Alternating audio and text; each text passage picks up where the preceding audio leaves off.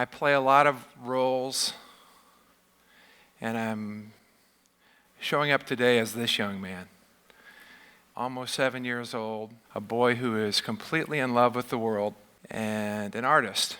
And I knew I was an artist because I can draw trees. That's what made me an artist. All the kids who were in school with me wanted me to draw trees for them. I think the way I feel about art has changed a little bit, and I don't see it so much about the product. I see it more about what's happening on the inside. And I see now the purpose of being an artist is to see and feel the world and express it so that other people can see it and feel it and experience it deeply. Because otherwise, artists are kind of worthless. If you had a little village and somebody made art, it doesn't have as much value as the guy who raises sheep. But the reason that we value artists and keep them in our lives is because they help inform our experience and they help us experience the world more deeply. And by that standard, I'd say some of my favorite artists include Picasso. I remember seeing this painting when I was about the age in that first photo, and I had never heard of what happened in Spain at Guernica. I just knew when I saw that thing, I felt something very deep, kind of beyond explanation. I was horrified, and I was entranced. Another one of my favorite artists are these guys. They definitely enhanced my experience of being alive and explain things to me in a deep level. And another one of my favorite artists is William Gaines and all the people who worked with him at Mad Magazine, who certainly informed my world in a massive way. And one of my newest favorite artists is this guy, Buckminster Fuller, who is known as something of an architect and a thinker, but I see him as an artist too. Artists ask the questions that we all struggle to answer. The way John Frame, an artist, put those questions is like this. Who am I? How did I get here? What happens when I die? Where do I go? And what am I supposed to do with this short time that I'm here? Artists are obsessed with these questions, and they live these questions, and their struggles with them help inform our own ability to answer these questions, maybe unanswerable questions. Here we are, Cusp, the design of everything. I think design has a lot to do with art, not just the surface appearance of being a designer or being an artist, but in terms of what do you use to be a designer or an artist. You start with observing. You start with looking at the world. You start with seeing connections and seeing laws and seeing patterns and trying to learn from that and create work that's informed by that. The design of everything. So we have to begin by observing everything. We live on a ball. That still, at age 47, is still as mind-blowing to me as ever. We live on a ball. It is round, and it turns, and at any given moment, 50% of it is covered in light, and 50% of it is covered in darkness. We are surrounded by two other balls. This ball, which actually sized proportionally to the earth, looks like this. Is that surprising to anybody? I always thought it would be like the same size as Earth, like 40% or 50%, but it's actually just 25% of the diameter of Earth. So this is the correct size and distance and proportion. So it sits out there from us approximately 30 widths of the Earth away, or about 250,000 miles. There it is out there, going around us once every month. Then there's this other ball, and this ball looks like it's the exact same size as the other ball. And when I say exact, how exact? Perfectly exact. So that if we put one in front of the other, you get an eclipse. And it's perfect, a perfect match. But the reality is the other ball, some people call it the greater light and the lesser light. The greater light, the sun, is actually 400 times bigger than that other ball, and it's 400 times farther away. So the observation is two balls, one's 400 times away and 400 times as big. And so when you look at the Earth next to the sun as a direct size comparison, it looks like that. So there's the sun. If you were to go back in space, this is the proportion between the sun and the Earth, except I had to cheat to make it work for the slide. The distance is correct. Can you guys see the tiny little pixel? 1 pixel. That's 10 times bigger than the Earth would actually be. You can't make a pixel smaller than a pixel. So that's 10 times larger than you'd see the Earth. But that's the correct distance with the sun at that size. The moon at that size would be so infinitesimal that you'd never see it. And its distance from the Earth would be just 4 pixels away. So here's the arrangement then. The Earth is spinning 365 times for every 1 revolution that it makes around the sun. So 365 times it rotates for every 1 revolution. And at the same time, the moon is doing it 13 times. So that's what you'd see if you could step back. Meanwhile, the sun itself is hauling ass in the same relative direction at something like 500 miles a second. And if you were to take the sun and the Earth an inch apart, the nearest neighbor, star-wise, would be 4 miles away. So we're this close, miles away as anything else. And to the center of our galaxy is 23,000 miles away. So we are by ourselves out here. But we're part of this bigger schmear that should give us some hope. That looks like a good party to be part of, in my opinion.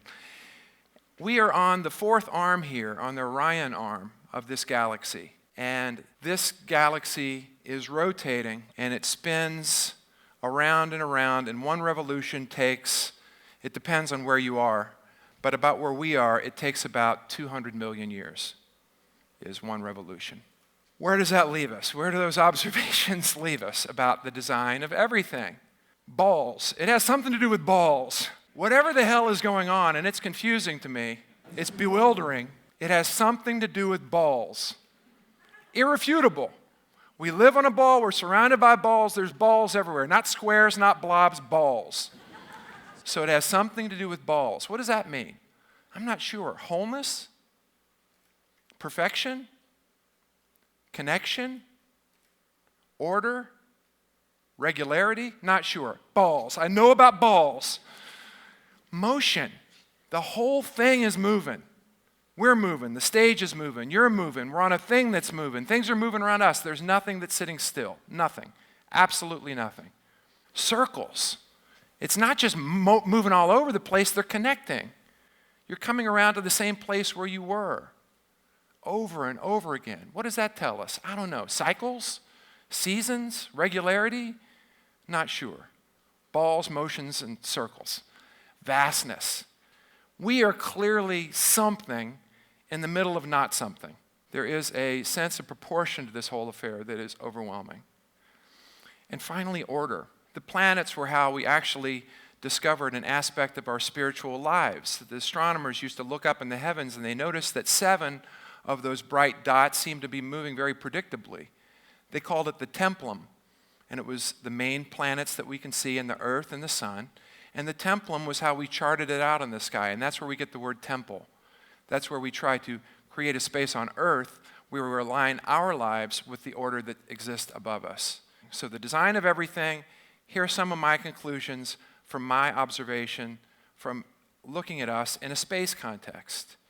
If that's not too much, I'd like to look at it in a time context. Now this one's a little tricky. This is a very vast dimension of time here. This is 5 billion years. And to put it in perspective, 1 human lifetime, let's say 100 years, let's say we all live to be 100.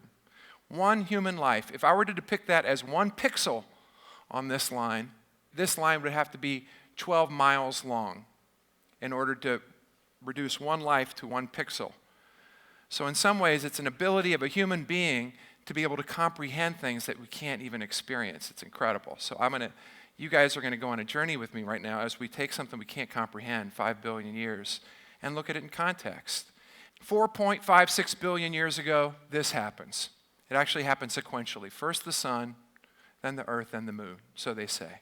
And they say the way it happened was after the Big Bang, which may have happened 12 or 15 billion years ago, somewhere around 4.5 billion years ago, a cloud of helium and a cloud of hydrogen was hunking up space and accumulating, and the gravity drew it together, And as that helium and hydrogen came together, it started spinning.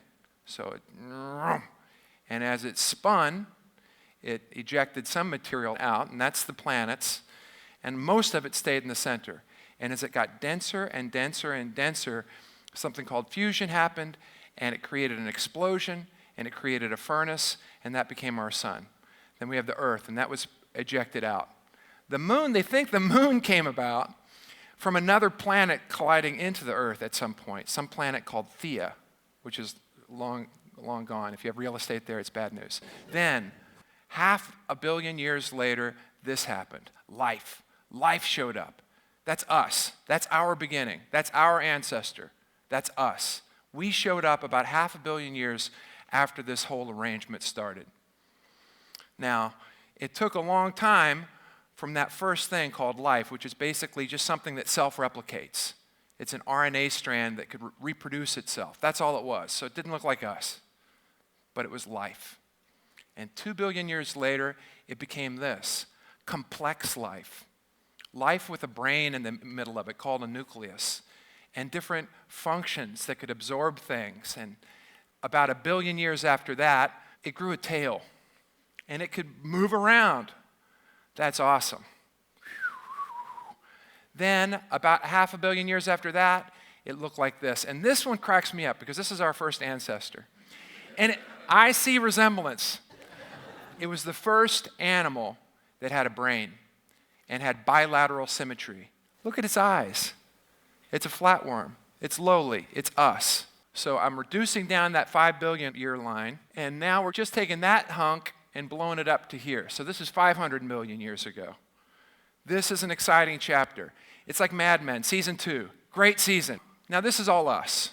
This is our chain. This is the chain that led to us. That's how I selected these species. We had tons of species, but these are the species that they directly trace to the development of human beings. Fish. I know it's hard to handle that we might have been a fish, but we were a fish. And then we were a fish that got out of the water for some reason, that tetrapod thing. That looks like a human. He looks greedy enough. I mean, look at it. So he gets out.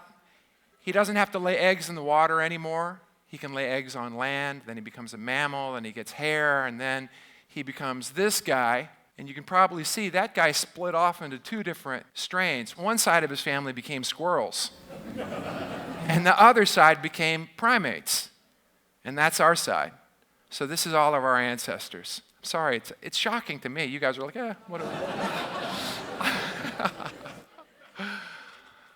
And now here we are with dry-nosed apes, and they are the beginning of the primate chain. So that's at 40 million years ago. Now let's take this chain. I've split it up to where it actually happened. The longest chapter is from life to complex life. Then it starts accelerating really fast from here. And so now what we're going to look at is just 1/1000th of this line. So 1/1000th of this line, I'm jumping ahead to the last episode of season 5. This guy. Wow. The first one that you could say, there's a human being. 500,000 years ago. What made it a human being? Upright, could use tools, could use fire. I showed this presentation to my sons, and they said, "Dad, how did they know his name was Homo?"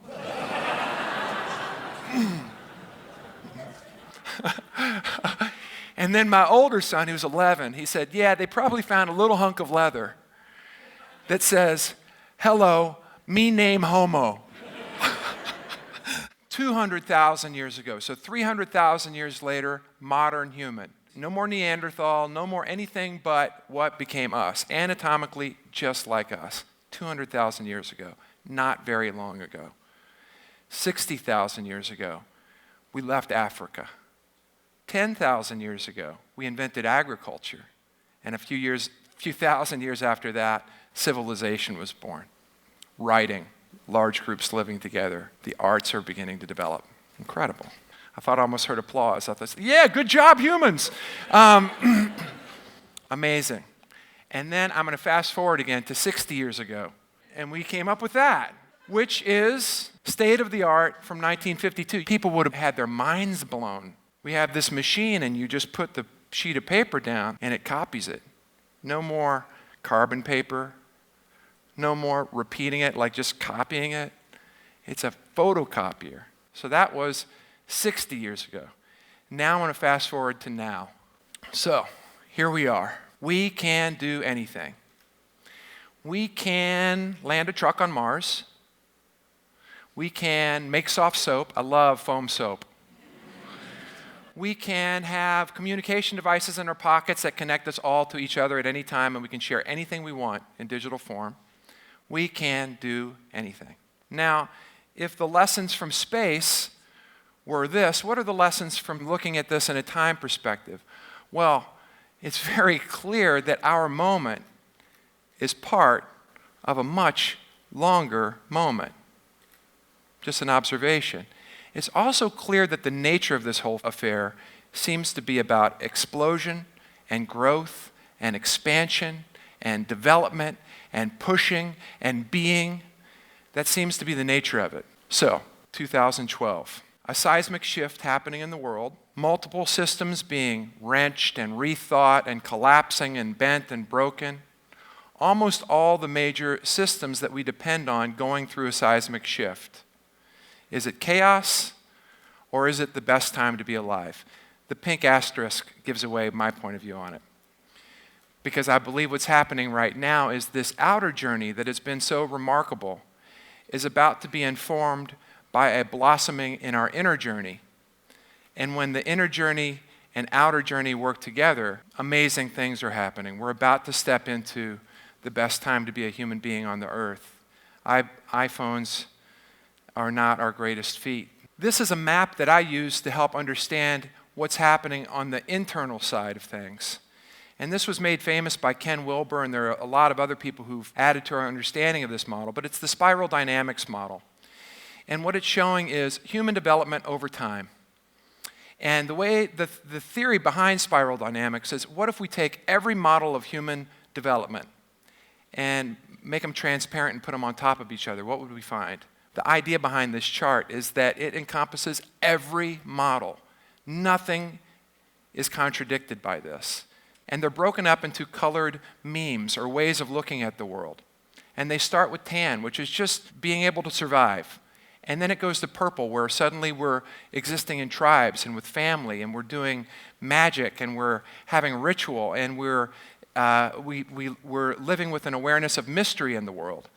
And then red, which is really about the growth of a strong ego and its power and its violence, and it's the growth of city-states and the growth of attacking and accomplishing what we want.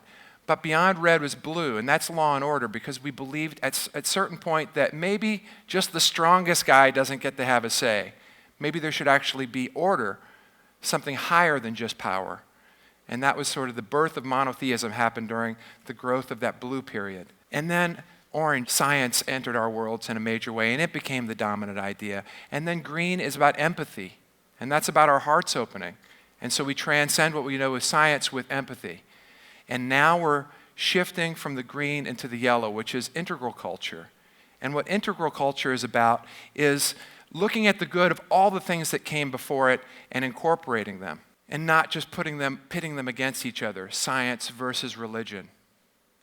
Yellow is the first that doesn't want to battle everything that comes before it, but sees it as a whole phase in our development. So what's happening here in the big story is that all of those colors, from survival all the way up to green, empathy, human rights, all of those represent tier 1 thinking. And we're now about to step beyond tier 1 thinking into tier 2 thinking. And what does that mean? Well, it means that there's fundamental principles that are changing. So the way we view the world in all ways is going to shift based on a shift from these values. We're moving from this idea of scarcity to the idea of abundance. So scarcity means there's not enough to go around, and abundance means there's enough to go around. It's plentiful. Scarcity leads to an idea of fear. I'm not going to have enough. If there is enough, fear switches to love. All of the tier 1 thinking was built on an idea of separation, of otherness. There's me and there's somebody else. And those ideas are being seen increasingly as false. that there's an illusion of separation, but actually wholeness is the order. So what that means in general is good news ahead as we step into this, but what we're feeling in that friction is that these two different worldviews were now in that rubbing up against each other part. And that tension is where the new ideas will be born. So how the hell do we get involved in this thing? Because for me, that's my question. When I observe the world and I see those things happening, I think, sign me up. I want to be in on this. You guys know Joseph Campbell, I'm sure, and one of the stories he told was about a young Irish boy at the turn of the century who wandered in a street scene, and there was a brawl going on, and he said to a bystander, "Is this a private fight or can anyone get in?" This is not a private fight. We are all invited to this thing that is happening. And so how do we dive in? Well, Campbell believes that the way to dive in is to look at your own inner story and your outer story and how do they come together. And the way to do that is to examine timeless forms of mythology that help us understand this experience of being alive. And those forms of mythology take on a certain pattern that Campbell broke down like this. That's the chart of the hero's adventure. That essentially is a condensed pattern of what it means to be a human being and to align your inner story with your outer story. Why would we do that? Because it's a richer experience of being alive, because it connects us to our greatest potentialities, because it's just a blast. And so that's what Campbell says. And his lessons are, say yes, first of all. Dive into this thing. Don't be afraid. Fear is a natural thing. It seems like we're going to get destroyed. And it seems like we're not good enough. And it seems, fear. But we don't have to be afraid. And the way to get in, he condensed as follow your bliss, because his belief was we all are naturally attracted to the direction that our life needs to take. So where is your bliss? Follow it. And then when you do what you love, an expansion happens that's very powerful. There's a bigger narrative that I'm suggesting that we're all participating in. That narrative includes your own individual story and our collective story. As you choose to jump into this thing, you're going to be asking yourselves certain questions. What do I love? What do I see that no one else sees? And when you see something, grab it and make it happen. And finally, what am I doing about it? What are you doing to make those things happen? And to participate in this larger story that's unfolding, think about ways that we are connected, ways that we are whole, meaning not incomplete, and how am I abundant versus thinking yourself as inadequate and scarce. In what ways are you abundant? Because I guarantee in many ways you are endlessly abundant, and we are endlessly abundant. And with that, I'll end with a piece of art that I saw that I thought tied together a lot of these themes nicely. And thank you.